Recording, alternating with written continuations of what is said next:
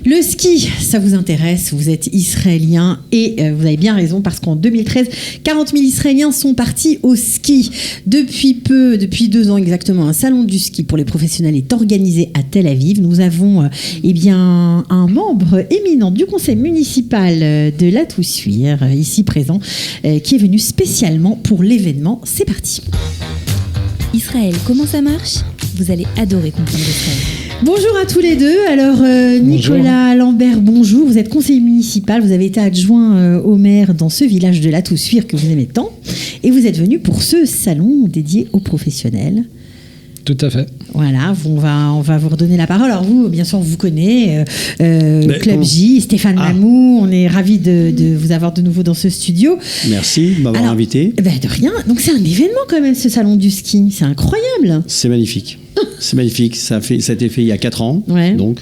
Et aujourd'hui, ça prend une ampleur importante. Évidemment pas par moi, par ceux qui l'ont créé. Bien sûr. Donc, alors, ça a été créé, bien sûr, on va en reparler, par Atout France, un jeune homme qui s'appelle Laurent Marouani, qui a beaucoup œuvré pour que ça soit ici en Israël. En Israël. En collaboration avec l'ambassade de France, bien sûr. Bien sûr, voilà. Alors, comment c'était ? On va parler à monsieur Nicolas Lambert, parce que non seulement vous êtes, on va dire, conseiller municipal, mais vous avez aussi un très grand restaurant dans les hauteurs de La Toussuire. Alors, c'était comment ce salon ? C'est très sympa. Et je pense qu'il faut qu'on s'axe un peu sur une clientèle comme celle-là. C'est-à-dire ? Qu'on vienne chercher une clientèle étrangère autre que les Anglais aujourd'hui. Okay. Et je pense que c'est un pays qui est demandeur de ces choses-là. Alors, on trouvait quoi sur ce salon ? Parce que c'était pour les professionnels, donc en plus c'est payant, hein, tous les professionnels qui ont participé. En fait, on trouvait tous les offices du tourisme, une vingtaine de stations, avec des professionnels françaises qui sont venus ici à Tel Aviv. Des hôteliers. On trouvait l'ESF, l'école de ski français. D'accord. Et ces professionnels se rencontraient en tant que professionnels pour échanger, pour essayer d'amener ces Israéliens au ski. Alors justement, et les Israéliens, les professionnels israéliens, c'était quoi ? C'était des tour opérateurs ? Tour opérateurs. Principalement. On ne peut pas les nommer, mais bien sûr, mais tout le monde les connaît. Il y en avait beaucoup ? Il y avait plus d'une centaine. Une centaine de tour opérateurs et d'agences qui venaient faire leur marché pour essayer de faire des packages. Pour essayer d'offrir des offres, parce qu'il y a beaucoup d'Israéliens qui partent en général. Énormément. On dit que c'est cher les vacances au ski. Donc vous essayez de faire baisser les prix, c'est ça ? Tout dépend dans quelle station on va. C'est toujours pareil. Ouais. Je pense qu'il y a plusieurs styles de stations, puis après on peut trouver plusieurs budgets par rapport à sa famille. Bon, nous à La Toussuire, on est une station qui est familiale, avec quand même un domaine skiable qui est assez grand, parce qu'on a 310 km de piste. Ouais. 4e domaine français. En termes de ski. Premier domaine de Maurienne, la vallée. Ouais. 4e domaine français et 6e domaine d'Europe. Ouais, en kilomètres de piste. Donc c'est chouette. Mais alors, vous étiez représenté cette année, il y avait des professionnels de votre station, ou vous êtes venu en éclaireur ? On est venu en éclaireur tous les deux. Ouais. Moi, je viens depuis 4 ans en éclaireur. Je suis venu en éclaireur. Lui, c'est la première année. Mais je pense que c'est un salon qui peut être très porteur. Ok, alors quand vous allez rentrer à La Toussuire, vous allez approcher quel genre de professionnels ? Tout le monde ?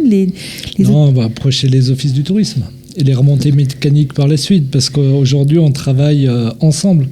Une office du tourisme travaille avec une mairie qui travaille avec les remontées mécaniques. Aujourd'hui on ne peut pas faire autrement que comme ça. D'accord, et vous allez essayer de proposer des offres, des packages ? Le but du jeu, il est là. Ouais. Sinon, ça sert à rien. Sinon, ça sert à rien. Ouais. Voilà.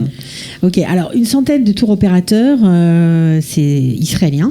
Et il paraît qu'il y avait des tours opérateurs libanais. Ouais, il y avait 2 Libanais que j'essaye d'attraper, moi, personnellement. Pour les faire venir à La Toussuire ? Pour les faire venir à La Toussuire, bien sûr. Moi, mon rôle à moi, c'est de faire venir dans ma station. Et puis ça ouvre aussi des possibilités incroyables, parce qu'on est quand même encore à Tel Aviv. On fait un salon du ski.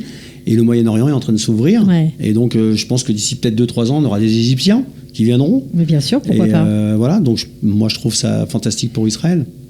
Alors, c'est assez intéressant de voir à quel point l'ambassade de France s'implique et essaie de faire des ponts, quoi.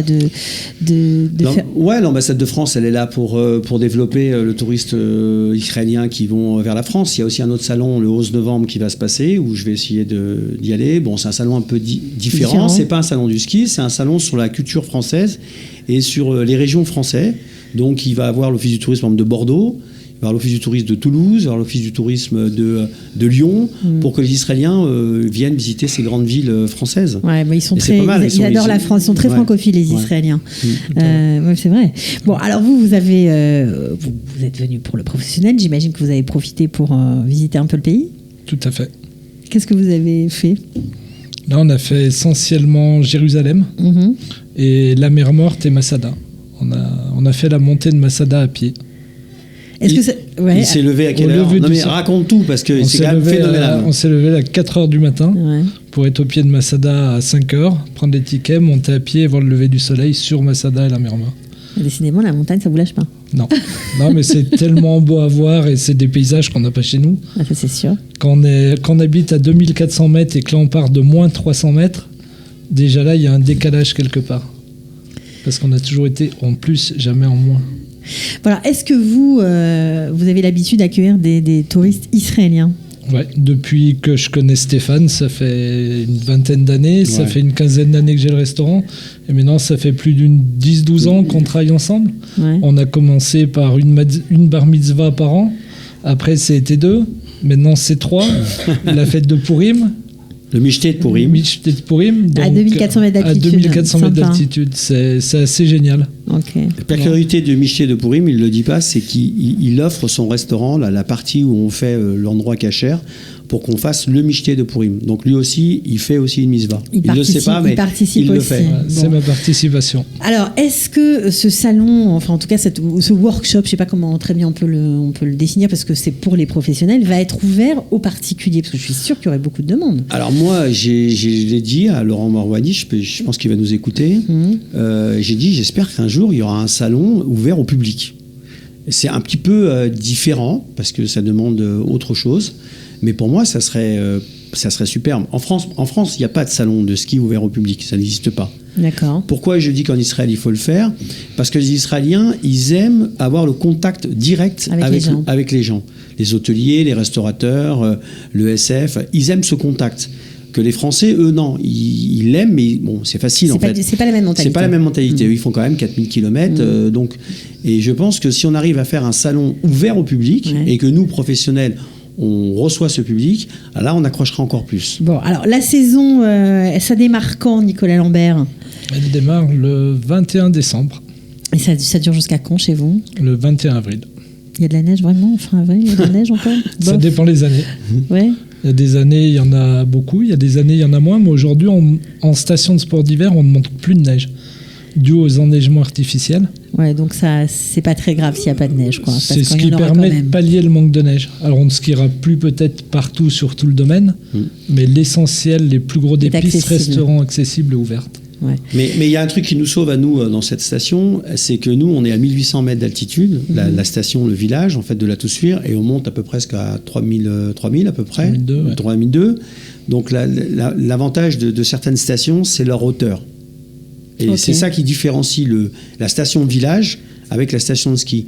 Vous avez sans nommer d'autres stations, mais il y a des stations qui sont vraiment basses, qui sont très belles, mais ils sont basses. Donc c'est dur d'avoir aujourd'hui, avec le réchauffement de tout ce qui se passe, c'est un petit peu plus difficile. Ouais. Mais on a eu des Pessars, en avril, où il y a eu beaucoup plus de neige qu'en décembre. Qu'à Noël. Ouais. Bon, alors on verra cette année ce que nous réserve la météo. Qu'est-ce que vous pourriez dire à ceux qui nous écoutent, qui ont envie peut-être de tenter l'aventure et d'aller faire un petit tour, de partir au sport d'hiver tout simplement, pas seulement à la Toussuire, mais au sport d'hiver? Simplement de venir découvrir la montagne comme nous, on vient découvrir l'Israël. Ah, mais c'est pas mal ça. Ouais. Bon, alors vous allez être obligé de revenir tous les ans, faites gaffe, parce que nous on part tous les ans. On reviendra toutes les années, ça me posera aucun problème. Bon, en tout cas, merci beaucoup à vous d'être La seule différence quand même, c'est qu'il ne faut pas monter à pied en montagne, parce que là, lui, il est quand même monté de moins 300 à je sais pas combien à Masada là. Ouais. C'est combien à Masada là? Bon, non, là-bas il y a les œufs, il y a quoi chez vous? Des œufs, on a tout. On a des téléskis, des télésièges, des œufs. Il y a tout. Bon, ok, en tout cas, merci beaucoup. Ça nous met dans l'ambiance. C'est le moment d'ailleurs de préparer l'hiver, je vous le dis, si ça vous intéresse, parce que les billets d'avion sont pas très chers.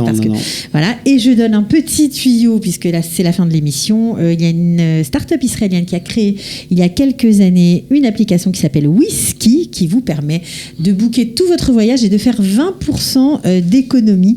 Voilà, c'est dit. Donc, j'espère que vous suivrez le conseil. En tout cas, merci beaucoup. Merci. Merci de nous avoir Merci envoyé. à vous. De rien, c'était un plaisir. Et puis, continuez votre voyage. J'espère que vous allez découvrir encore d'autres villes qui vont vous séduire et que vous reviendrez. Merci. Merci beaucoup. Merci, à ciao, bientôt. ciao, bye. Rendez-vous bye. là-haut. Rendez-vous Ben, là-haut. rendez-vous là-haut. Alors, c'est bien. À bientôt, bye. Israël, comment ça marche? Vous allez adorer comprendre Israël.